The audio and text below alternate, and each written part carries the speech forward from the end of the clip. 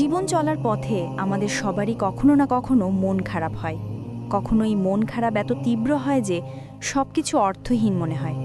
মনে হয় যেন কোনো কিছুই আর ভালো লাগছে না। এই তীব্র মন খারাপের মুহূর্তে আমরা কি করব? কিভাবে আমরা এই পরিস্থিতি থেকে বেরিয়ে আসব?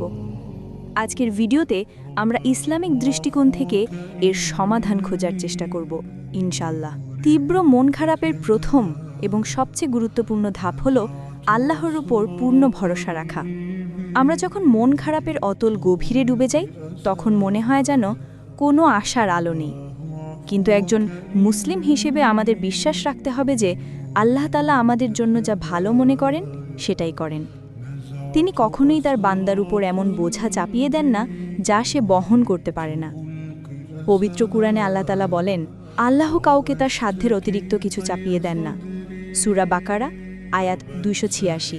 এই বিশ্বাস আমাদের হৃদয়ে শান্তি এনে দেয়। যখন আমরা জানি যে এই কষ্ট সাময়িক এবং আল্লাহ এর প্রতিদান দেবেন, তখন মন খারাপ অনেকটাই লাঘব হয়। মন খারাপ হলে আমাদের উচিত সালাত এবং দোয়ার মাধ্যমে আল্লাহর কাছে সাহায্য চাওয়া। সালাত হলো মুমিনের জন্য শ্রেষ্ঠ নিরাময়। যখন আমরা সিজদায় লুটিয়ে পড়ি তখন আমরা আমাদের সব দুর্বলতা, সব কষ্ট আল্লাহর কাছে সঁপে দেই।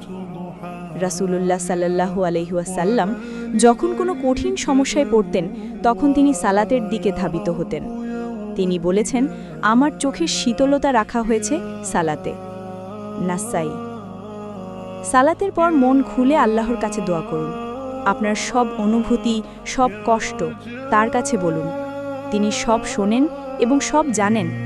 আপনি বিশ্বাস রাখুন যে তিনি আপনার ডাকে সাড়া দেবেন। কুরআন হলো মুমিনের জন্য পথপ্রদর্শক এবং নিরাময়। যখন মন খারাপ লাগে তখন কুরআনের আয়াতগুলো তেলাওয়াত করুন। এর অর্থ নিয়ে চিন্তা করুন। আল্লাহ তাআলা বলেন, যারা ঈমান আনে এবং যাদের অন্তর আল্লাহর স্মরণে প্রশান্ত হয়, জেনে রাখো আল্লাহর স্মরণ দ্বারাই অন্তরসমূহ প্রশান্ত হয়। সূরা রাদ আয়াত ২৮। তাই বেশি বেশি জিকির করুন। লা ইলাহা ইল্লাল্লাহ, সুবহানাল্লাহি ওয়া বিহামদিহি, আস্তাগফিরুল্লাহ। এই জিকিরগুলো আমাদের অন্তরকে পবিত্র করে এবং আল্লাহর নৈকট্য লাভে সহায়তা করে। এর মাধ্যমে মন থেকে সব গ্লানি দূর হয় এবং এক অপার্থিব শান্তি অনুভব হয়। অনেক সময় মন খারাপ হলে আমরা নিজেদের গুটিয়ে নিই, কিন্তু ইসলাম আমাদের একা থাকতে উৎসাহিত করে না। বরং কঠিন সময়ে আমাদের উচিত বিশ্বস্ত বন্ধু, পরিবারের সদস্য বা কোনো জ্ঞানী আলেমের সাথে কথা বলা। মন খুলে কথা বললে মনের ভার হালকা হয়। অন্যের দৃষ্টিভঙ্গি আপনার সমস্যা সমাধানের নতুন পথ দেখাতে পারে। রাসূলুল্লাহ সাল্লাল্লাহু আলাইহি ওয়াসাল্লাম নিজেও সাহাবীদের সাথে পরামর্শ করতেন এবং তাদের দুঃখ কষ্ট শুনতেন। তীব্র মন খারাপের সময় ধৈর্য ধারণ করা অত্যন্ত জরুরি। এটি আল্লাহর তাআলার পক্ষ থেকে একটি পরীক্ষা হতে পারে।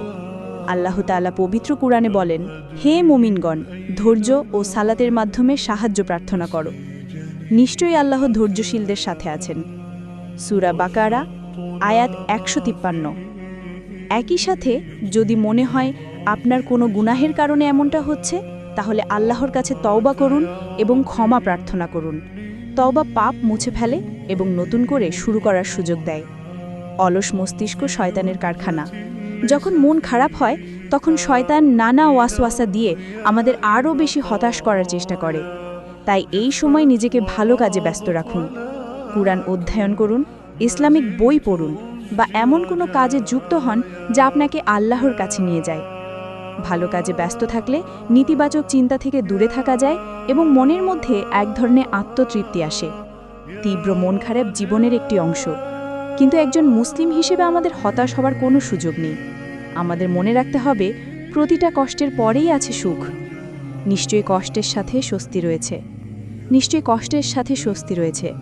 সূরা ইনশিরা আয়াত ৫-৬। আল্লাহ তাআলা আমাদের সবাইকে ধৈর্য ধারণ করার এবং প্রতিটি পরিস্থিতিতে তার উপর ভরসা রাখার তৌফিক দান করুন। আমিন। এই ভিডিওটি যদি আপনার ভালো লেগে থাকে তাহলে অবশ্যই লাইক করুন, শেয়ার করুন এবং আমাদের চ্যানেলটি সাবস্ক্রাইব করুন। আপনার মূল্যবান মতামত কমেন্ট করে জানান।